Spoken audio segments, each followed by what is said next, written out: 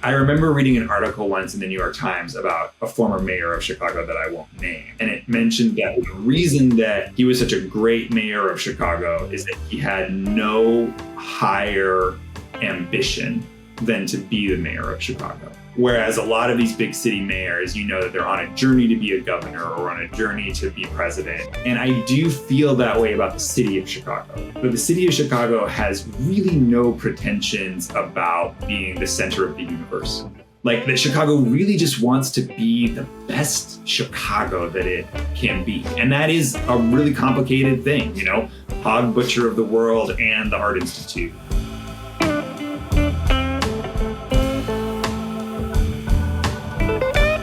You're listening to Notes from Chicago with Ashley Phillips. Today we have one of my favorite people in Chicago here. I'm excited to call him a friend and very eager to have him talk about a very cool project he's working on. Benno Nelson. Hey, thank you so much. So happy to be here, Ashley. Great to see you. Welcome. Before we get into this, I feel like we can't talk about kind of the project that you're working on without talking about how we know each other. So Benno and I met over 10 years ago. Oh my gosh. For sure. 2011. Yeah. Wow. Okay. That's been a very long time. It feels like yesterday. We worked together in tech at Groupon in its heyday when it was kind of just starting out and just an incredible time and a bunch of lovely people. I feel like Groupon brought so many people together and so many friend groups together. And then we've continued to work together over the years. And now we're friends and friends with his amazing wife as well, who also worked with us at Groupon. Yeah. We worked fairly closely together. And now Benno is here to talk about a project that he has. So I'd love to hear more about Five Corners and kind of how you came to it. Great. Sure. Thanks, Ashley. So Five Corners Beverage Company is our non-alcoholic beverage company based here in Chicago. And the idea came to us pretty naturally. Like I stopped drinking alcohol about 7 years ago. I would describe myself as sober. And my wife and I have had a bunch of kids over that period of time. And so she was going in and out of like drinking and not drinking and then, you know, managing me not drinking and stuff like that. And ultimately she decided to just kind of like stop drinking alcohol too, was valuing like better sleep and stuff like that. And so we started really exploring the world of non-alcoholic beverages. And Chicago actually has a really cool history, both of beverage alcohol and non-alcohol. You know, really early success story in the non-alcoholic space is Ritual, which is based right here in Chicago. Yeah. And is now part of like Diageo. But what we felt was still really missing was something that like wasn't too sweet. We felt like a lot of beverage alcohol fell into either the category of like being de-alcoholized versions of stuff that you might have had with alcohol in them. So non-alc beer, non-alc wine, non-alcoholic mojito or like that kind of stuff. Yeah. Or they were brand new sort of concepts and trying to create delicious flavors, but they all skewed pretty sweet.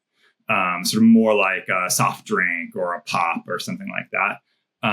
And so our kind of aha moment was realizing like there's actually sort of asking this question, what are all the delicious drinks around the world that people drink when they're not drinking alcohol?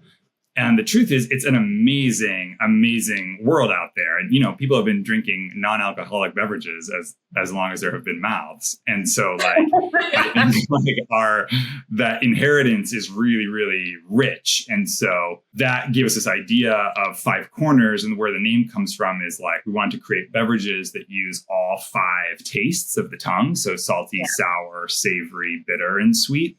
And that are sort of inspired by recipes from the five corners of the globe: north, south, east, west, and home. And so we started about a year ago. We started doing all the work. We basically launched with one flavor in January, and that's gotten us to where we are now. What's the reception been so far to the flavor? My honest answer is like it's been really, really positive. Like, and they're like, things that I'll say that to help us be positive are, we're in like over 40 places in Chicago already in less than 6 months, and that it's selling consistently. And we are, restocking these retailers and restaurants and stuff like that and venues. And that just makes us so happy. And we know part of that is just local businesses supporting each other. And I walk in and I shake someone's hand and they look at my sell sheet and they're like, wait, are you Benno? And I'm like, yeah, that's me. You know what I mean? And they're like, sure, man, like we'll try a case, like that kind of stuff. Like I know that's happening, and that's just one of the amazing things about this city for sure. But then we're selling, the second time they restock, they're not doing me a favor then, right? Like at that point, they're like, great, like we have a partnership, let's do this. So I think that's really encouraging. I think the other thing, just to be honest, is like this beverage is not to everyone's taste. Right. Like it is a strong flavor, and it does show up. And I think the other thing is if you're not expecting it, then you might not love it. Right. Like if you, in the same way that like I have this very distinct memory of like being 12 or whatever and ordering a Coke at some event with my parents and getting a rum and Coke and being like, something's wrong with this Coke. This is disgusting, and that was my palate at the time. And it was just an expectation mismatch. If someone had told me like, Benno, I know you're only 12, but you look cool and I'm going to give you a rum and Coke, I probably would have been like, sweet, let's go. You know what I mean? Sure. But like that, so I do think that expectation thing is important. And so when we can contextualize it for people, or as we iterate on like what's on the side of the can, and we tell people explicitly that this is like inspired by Nimbupani, and that, those things like, and even like calling it a sparkling non-alcoholic cocktail versus calling it juice or something like that, like, or a seltzer. Like, I think these things are important to help set people up. We even thought about the fact that like the can is small, right? It's not a 12-ounce can where you might think that it's a Coke. It's a little can that just causes you to be like, what is that? And so I think those things we try to do to help people understand. But yeah, we know the intention is not that 100% of people on Earth drink it exclusively. And I think that helps us sort of balance. And then I think the last one is, we think when we have 3 flavors and beyond, as we continue to search and be inspired, like people will increasingly be able to find at least one that they really connect with. Can you talk about the other flavors or not yet? Yeah, I'll tell you.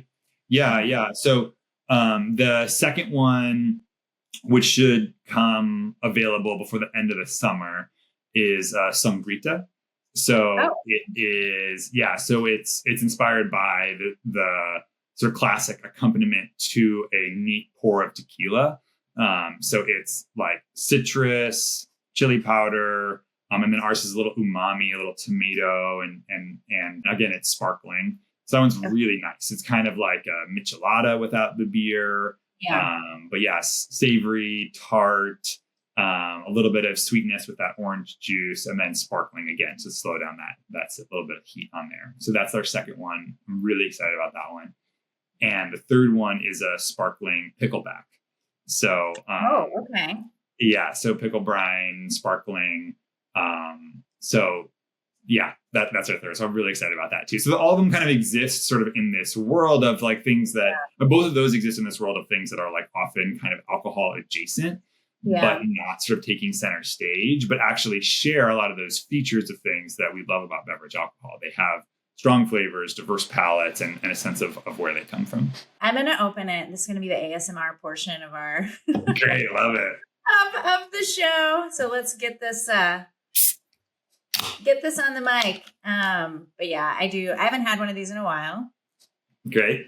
Yeah. The smell is like, I do think that immediately, like when you open it and you smell it, if you were thinking it was a soda, or if you were thinking it was maybe sort of a typical like NA, you're like, nope, it is not. This smells spiced, and it's super, I guess that's pepper. Super interesting. Anyway. Yeah, that cumin on the nose comes strong. And it's funny actually, like we so associate that like cumin and lemon because knowing the reference point of India, like it's very reminiscent of Indian cuisine, and that's the inspiration point. But I think that we've definitely learned by sampling it to people who don't necessarily have that context is, to some people they're like, oh, this smells like Latin American food or Mexican food because of that cumin and citrus. And that's awesome. And then other people are like, oh, this reminds me of Mediterranean cuisine, right? Hummus has cumin and lemon. And so I just think like, it's a funny thing where like through specificity comes universality, and it's actually like a flavor combination that works all around the world. Do you have a lab that you've set up to like try different flavors? Like, I can't even imagine like how that, for me, I'm like, oh, how does that even work? It's been such an education, and like, you know, coming from tech, it's so different. But the cool thing is like, we have found the community to be incredibly welcoming. Like when you first start talking to people and you're like, I don't know, like maybe we're going to start a beverage company. Everyone's like, don't do it. It's crazy. The margins are small. It's impossible. If you can think of anything else, don't do it. And then once you've done it, everyone's like, okay, let me help. And they like, will do anything to help you. You know what I mean? And we've been so lucky, like just randomly talking to people, and they'll connect you with like, that's how we found like our warehouse where we're stored. Our lawyer was all through just like talking to people who are like, okay, man, if you're doing it, let me try to help you, and I'll connect you with this person I know or this person I know. And do you think that's the industry, or do you think that's Chicago?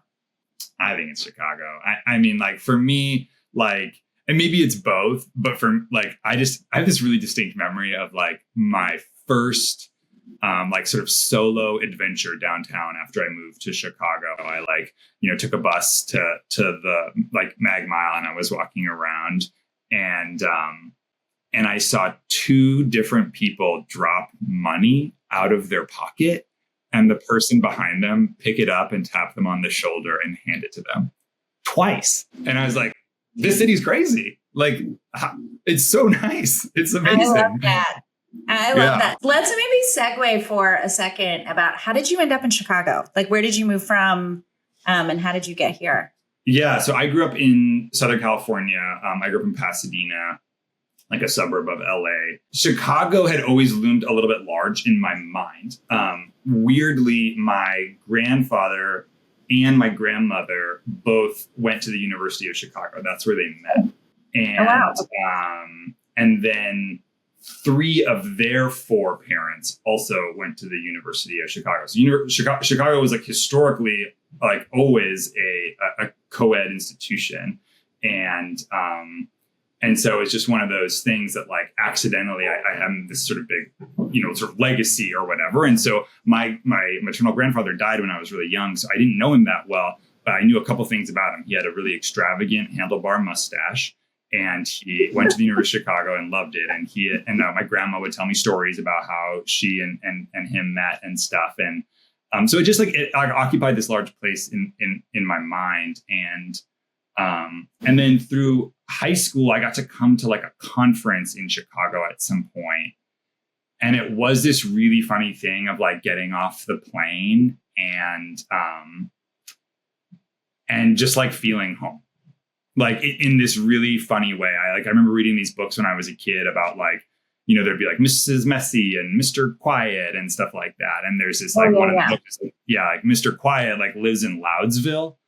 And then he like moves to like Quiet Town or something like that. And everything starts like working out for him. And I really just felt like Mr. Quiet had landed in like Quietsville. And I can't explain it. And I've been here ever since. Wow. Amazing. Love it. Yeah. I love that story. And I love that comparison. So this is a podcast about Chicago. First and foremost, this is one of our earlier episodes, and we want to ask every guest, you know, what is it that you love about Chicago? I assume this question will evolve over time, but really, like, what do you love about Chicago that you think maybe people outside of Chicago don't know? What is it that draws you to Chicago? What do you love? Yeah, I have a couple of different answers, and feel free to pick one. Like, one is, I really do love the way Chicago feels at once like a single large city, and at the same time, like dozens of small cities kind of stacked up and down and beside each other. You can have a really different day in Westtown and in Edgewater, and and at the same time kind of always know that you're in Chicago, and the boundaries are fluid and yet set in this kind of sort of lovely multiplicity way. I think that's really lovely and special. And I think that probably people outside of Chicago don't understand, right? Like they'll tend to think of it as like a monolith. And it could be that that's as true in other cities that I'm less familiar with. You know what I mean? And that's really a function of understanding the city. But that's definitely a thing in my experience that I do love about Chicago. And the other one is that I remember reading an article once in the New York Times about a former mayor of Chicago that I won't name. And it mentioned that the reason that he was such a great mayor of Chicago is that he had no higher ambition than to be the mayor of Chicago. Oh, interesting. Whereas a lot of these big city mayors, you know, that they're on a journey to be a governor or on a journey to be president or other things like that. And I do feel that way about the city of Chicago. But the city of Chicago has really no pretensions about being the center of the universe, and really no pretensions about being Paris. Like that Chicago really just wants to be the best Chicago that it can be. And that is a really complicated thing, you know, Hog Butcher of the World and the Art Institute and like all of these different spaces. And I think that is lovely. And certainly I think having grown up in LA honestly thinks it's the center of the universe. And San Francisco truly believes itself to be the center of the universe. And meanwhile, you know, Kinshasa is 5 times bigger than both of those places. And it's so crazy. And so I think Chicago, like, for whatever you want to call it, it's like it has both a chip on its shoulder about not being New York or LA or something. But on the other hand, it's given it this freedom to just sort of be itself. And I think that that's lovely. Yeah, I totally agree. Let's go back to Five Corners. This is a new thing for you. And you are, you know, then going to people who are experts, like you have the food scientists, you have, you know, people who know how to do this and have done it, you know, probably for years. How do you figure out, you know, when to push back? Or it's not even when to push back, but it's knowing that like you have this vision of what you want this to be. Like, how do you know when it, like, that it can be achieved? Like, you said before, you know, I didn't know if we were going to make it, or I didn't know if this was going to work out. What kind of like kept you going? What a great question. I think one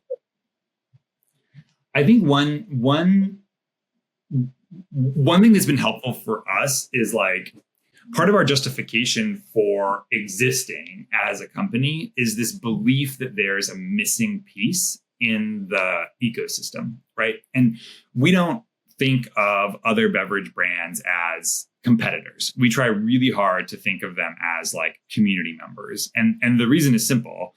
There's no one on earth that I've ever met that only drinks one thing. Mm-hmm. And so people talk about, you know, fancy beverage executives talk about share of mouth or share of wallet and stuff like that.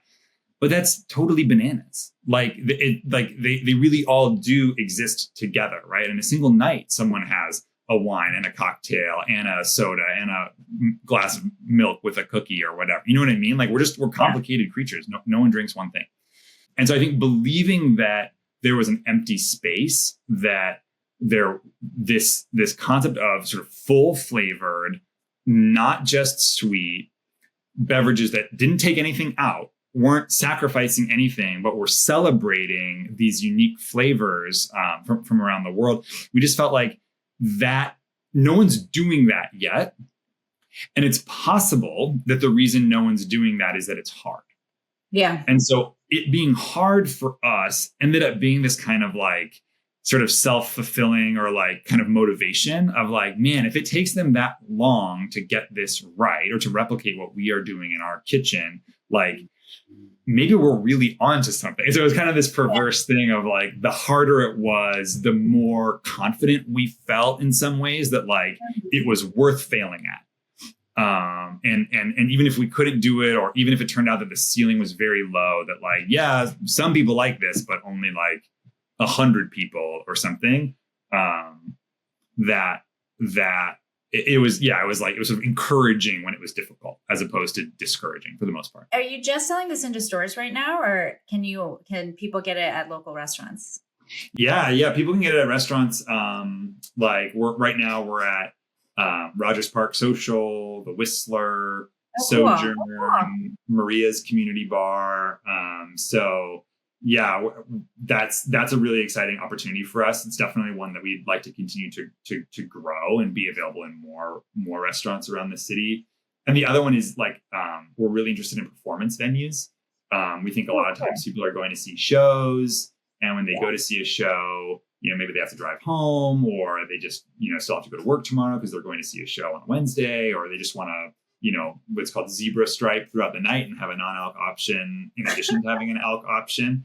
And so we're on the menu at Book Club, Old Town School of Folk Music, and the Whistler has performance events all the time. The Davis Theater, you can see a show. And so I think that's a space that we want to continue to invest in, because we think we can help those nights feel special to people who don't want to have an alcoholic drink. But yeah, I agree. I think that being able to have something that is not water that you can hold in your hand, that is interesting, is great. You're doing God's work, Benno. That's a service. Yeah, we say it just doesn't feel like a celebration to have the same drink you had at your middle school graduation. Yes, absolutely. You know what I mean? Not that there's no place, there's continually places for that, but I just think this idea of no, I just we say your palate is progressive. And the reality is that adults in the US and adults in Chicago that are not drinking alcohol, the vast majority of us have had alcohol before. Yes. And the idea that you would have to start your kind of flavor journey back at zero is a major bummer. You know what I mean? Naturally, you were exposing yourselves to different tastes. You tried Malort, you tried chartreuse, you know what I mean? Whatever those things are. And so keep going, keep having fun. Yes, keep having fun with Malort. I was sampling at a place the other day, and they were like, do you ever try mixing this with Malort? And I was like, you can do that. Try that. I've taken the salted lemonade to parties before. Nice. And people love it and they're intrigued. And then there's always people who say, oh, this would be great with gin. This would be great as a mixer, for XYZ, which I know is not the intent, but. Yeah, no, we love that. And I think that's not central to the way that we talk about it, but we'd be stupid to discourage that kind of experimentation and inclusion, right? And conceptually, even the idea that you show up at a party with a 12-pack of salted lemonade, and someone can throw some mezcal in it, and someone's throwing a little vodka in it, and someone's drinking it straight up, and everyone's invited. That's exactly what we're looking for, right? I've been at a lot of parties where I'm the only person holding a LaCroix, and it's a bummer. It's a bummer, right? And I think that's changing too. I think my unscientific rule these days is if you're in a room with 6 adults, someone's not drinking for some reason. Oh, for sure. Right? Yeah. And I just think that's cool. That's nice, but we're not prohibitionists. We're not trying to stop alcohol, or we have no interest in that whatsoever. We just want to create fun options. Yeah, absolutely. If I am not going to the Whistler or going to see a show at Old Town School of Folk Music, where can I buy this? Yeah, so we're in about 40 different spots, 42-ish spots around the city so far, and we're trying our best to cover all across the city. So we definitely have some work to do. There are some gaps in it for sure.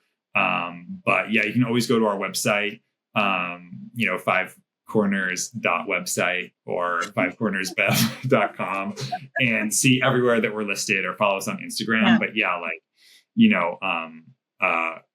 hopefully there's one nearby you, kind of wherever you are in the city. Well, Benno, this was amazing.